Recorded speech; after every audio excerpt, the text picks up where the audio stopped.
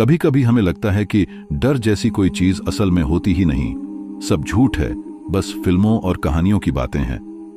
लेकिन जब किसी एक रात कोई ऐसी चीज तुम्हारे सामने खड़ी हो जाए जिसे तुम्हारा दिमाग समझ ही ना पाए, तो फिर न सिर्फ डर बल्कि जिंदगी भर के लिए उस एक पल की याद भी तुम्हारा पीछा नहीं छोड़ती। अनिकेत भी कभी ऐसा ही सोचता था, मजाक करता था इन सब बातों पर, और शायद इसी मजाक ने उसकी जिंदगी की सबसे भयानक रात को जन्म दिया। अनिकेत बिहार के एक छोटे से गांव में रहता था। सीधी सादी जिंदगी, दोस्तों का झुंड और दोपहर के वक्त खेलकूद, यही उसकी दुनिया थी। गांव के बाहर ही लगभग 100 मीटर की दूरी पर एक पुराना आम का बगीचा था। गांव के लोग कहते थे कि उस बगीचे में कोई नहीं जाता, कहते हैं वहां कुछ और रहता है जो रात के वक्त बगीचे की रखवाली करता है। पर बच्चों के लिए ये बातें सिर्फ हंसी मजाक थीं। भूत रखवाली करेंगे आम की? अनिकेत हमेशा हंस देता था। गांव वाले समझाते, पर उसे और उसके दोस्तों को बस खेलना था, डरना नहीं। हर दिन की तरह उस दिन भी दोपहर के करीब 3 बजे अनिकेत अपने 7-8 दोस्तों के साथ वहां पहुंचा। भरी गर्मी थी, धूप सिर पर आग बरसा रही थी, लेकिन इनका जोश ठंडा नहीं हुआ। लुका छुपी यानी हाइड एंड सीक चल रहा था। गांव में शायद ये गेम हर बच्चे की यादों में है। कभी पेड़ों के पीछे छिपना, कभी दीवारों की आड़ में, हंसी, शोर, चिल्लाना, पूरा माहौल जिंदा था। करीब 1 घंटे तक खेलते रहे। धूप इतनी तेज थी कि सबके सिर में दर्द होने लगा। अनिकेत ने कहा, यार क्यों ना हम ये गेम रात में खेलें, ज्यादा मजा आएगा। बाकी सब पहले तो हंसे, लेकिन गौरव, उसका सबसे करीबी दोस्त, बोला, रात में? अरे भूत पकड़ लेगा। अनिकेत ने मुस्कुराते हुए कहा, भूत अगर आम खा रहा होगा तो हमसे नहीं उलझेगा। बात मजाक में टल गई, पर अनिकेत का दिमाग वहीं अटक गया। रात में उस बगीचे में लुका छुपी खेलना, डर भी मजा भी, और शायद यही क्यूरियोसिटी सबसे बड़ा जाल होती है। शाम तक सब अपने घर चले गए, लेकिन 7 बजे के आसपास फिर वही टोली घरों के सामने इकट्ठा हुई। किसी ने कहा, रात में मत चलो, किसी ने डर दिखाया, पर अनिकेत, गौरव और कुछ और लड़के जिद पर अड़े रहे। आखिर सब मान गए। प्लान तय हुआ, जब घर वाले सो जाएंगे तब निकलेंगे। ज्यादा देर नहीं, बस आधा या 1 घंटा खेलेंगे और वापस। गांव छोटा था, रात जल्दी उतरती थी। 10-30 बजे तक हर घर में सन्नाटा छा गया। झींगुरों की आवाज और कहीं कहीं कुत्तों के भौंकने की गूंज ही सुनाई देती थी। धीरे धीरे वो 6 लड़के अपने घरों से निकल पड़े। सड़क पर कहीं कहीं लालटेन की पीली रोशनी थी। रात की हवा में अजीब सी ठंडक थी, जबकि दिन भर लू चली थी। बगीचा दूर से ही काला दिखाई देता था, जैसे सैकड़ों पेड़ किसी रहस्य को छुपा रहे हों। वो सब वहां पहुंचे। अनिकेत ने तय किया, आज वो सीख करेगा, बाकी सब हाइड। नियम बना कि कोई भी बगीचे के बाहर नहीं जाएगा, क्योंकि इससे गेम खत्म हो जाएगा। सबको बगीचे के भीतर ही छिपना था। मैं 100 तक गिनूंगा, तब तक सब छिप जाओ। अनिकेत बगीचे के आखिरी छोर पर चला गया। उसने मुड़कर पेड़ों की अंधेरी कतारों को देखा, फिर सिर झुकाकर गिनती शुरू की। 1, 2, 3। बगीचे में खामोशी फैल गई। बस पत्तों की हल्की सरसराहट और कहीं दूर से रात की किसी चिड़िया की आवाज। जैसे जैसे गिनती बढ़ती गई, अंधेरे की गहराई भी बढ़ती गई। 100। उसने आंखें खोलीं और पलटा। सबसे पहले उसने सोचा, यार ये सब बाहर छिपे होंगे, पर यहां के अंदर भी कोई तो है, क्योंकि बाहर छिपने की जगह ही नहीं थी। खुले मैदान, कहीं कोई आड़ नहीं। तो यकीन था ज्यादातर यही हैं। वो टॉर्च लिए बगीचे में घूमने लगा। पेड़ों के नीचे, झाड़ियों के पास, दीवारों के पीछे, कहीं कोई नहीं। एक एक कर सब जगह देख ली, पर किसी की झलक नहीं मिली। करीब 10 मिनट बाद उसने गहरी सांस ली। पसीना उसके माथे से टपक रहा था, और तभी उसकी नजर पड़ी एक पेड़ पर। अजीब सा पेड़ था, बाकी पेड़ों से अलग, काले तनों वाला, झुका हुआ, और नीचे की तरफ कुछ लटकता दिख रहा था। उसने ध्यान से देखा, 2 पैर, जैसे कोई डाल पर उल्टा लटक कर छिपा हो। अनिकेत मुस्कुराया, मिल गया तुझे। वो धीरे धीरे पास गया। देखता है मैं नहीं देखूंगा, उसने फुसफुसाते हुए कहा। पेड़ के पास जाकर उसने उन पैरों को हल्के से छू लिया। आउट। लेकिन जैसे ही उसकी उंगलियां उन पैरों से टकराईं, एक ठंडी लहर उसके पूरे शरीर में दौड़ गई। वो पीछे हट गया। पैर नीचे गिर गए, पर सिर्फ पैर।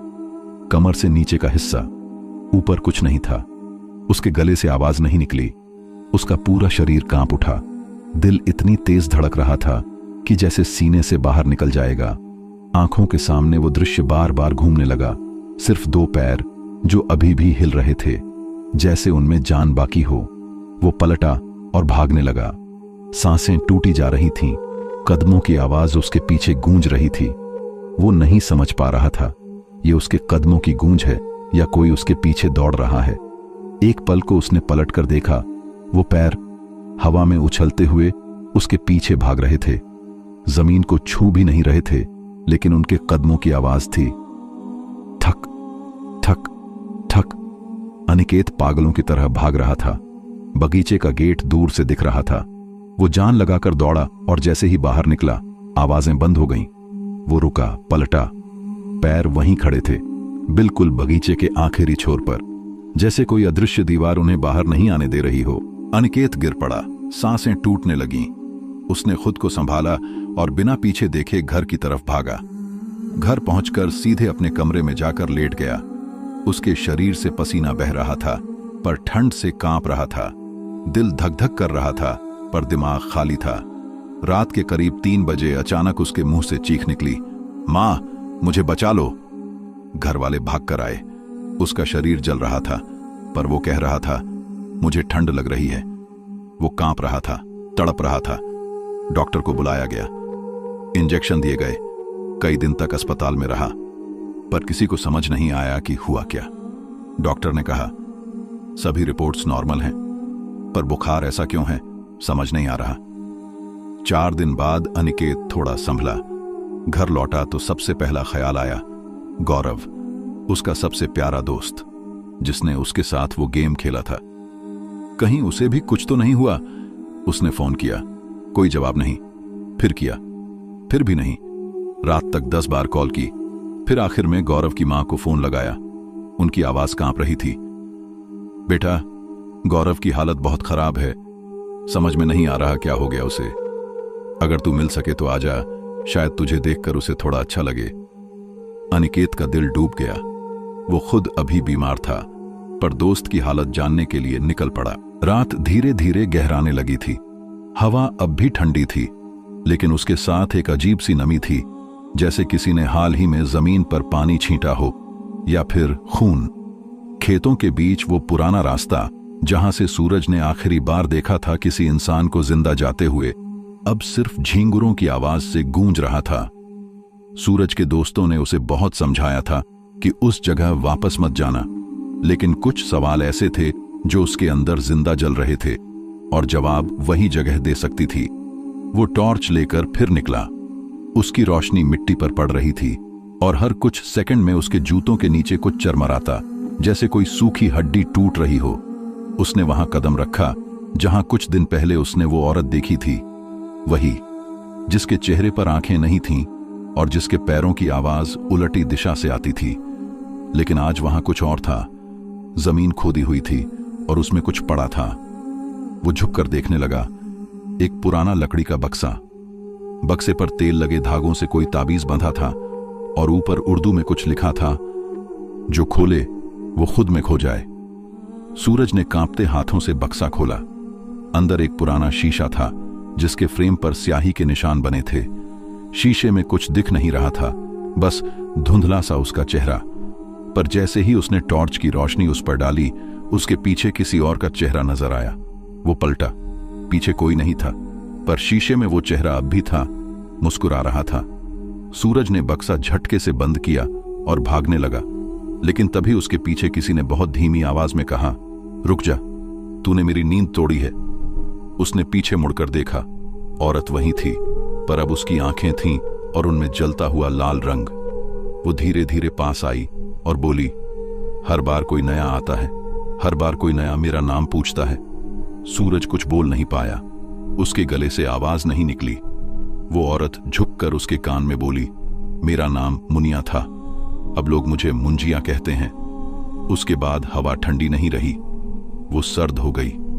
सूरज की टॉर्च बुझ गई और अंधेरे में सिर्फ एक आवाज गूंजी, चीख की नहीं, किसी के अंदर से टूटने की। अगली सुबह गांव वालों को सूरज नहीं मिला। खेत के बीच सिर्फ वो शीशा पड़ा था, टूटा हुआ, और उसमें किसी की परछाई फंसी हुई थी जो हिल रही थी जैसे जिंदा हो। कहते हैं उस दिन के बाद जो भी उस खेत में गया उसने अपने किसी अतीत का हिस्सा वहीं छोड़ दिया। कोई अपनी यादें, कोई अपना चेहरा, कोई अपनी आवाज। गांव वालों ने उस खेत के चारों ओर नीम के पेड़ लगा दिए, और आज भी अगर कोई वहां रात के सन्नाटे में खड़ा होकर अपना नाम जोर से पुकारे तो पीछे से कोई वही नाम दोहराता है, पर अलग आवाज में। वो कहते हैं मुंजिया अब किसी एक जगह नहीं रहती, वो जहां किसी का डर जिंदा होता है वहां जा पहुंचती है। इसलिए अगर कभी रात को अकेले रास्ते में तुम्हें किसी और की परछाई तुम्हारे साथ चलती दिखे तो पीछे मत मुड़ना, क्योंकि शायद वो तुम्हारी नहीं, मुंजिया की परछाई हो। और अगर ये कहानी सुनने के बाद भी तुम्हें लगता है कि भूत जैसी कोई चीज नहीं होती, तो आज रात अपने कमरे की लाइट बंद करके दर्पण में एक बार देखना। अगर पीछे कोई मुस्कुराए तो समझ जाना वो लौट आई है। ये थी आज की कहानी। अगर तुमने इसे रात में सुना है तो लाइट जलाकर सो जाना, क्योंकि डर कभी कभी वहीं से शुरू होता है जहां यकीन खत्म होता है। अगर तुम्हें ऐसी सच्ची डरावनी कहानियां पसंद हैं तो सब्सक्राइब करो, क्योंकि अगली कहानी शायद तुम्हारे शहर की हो।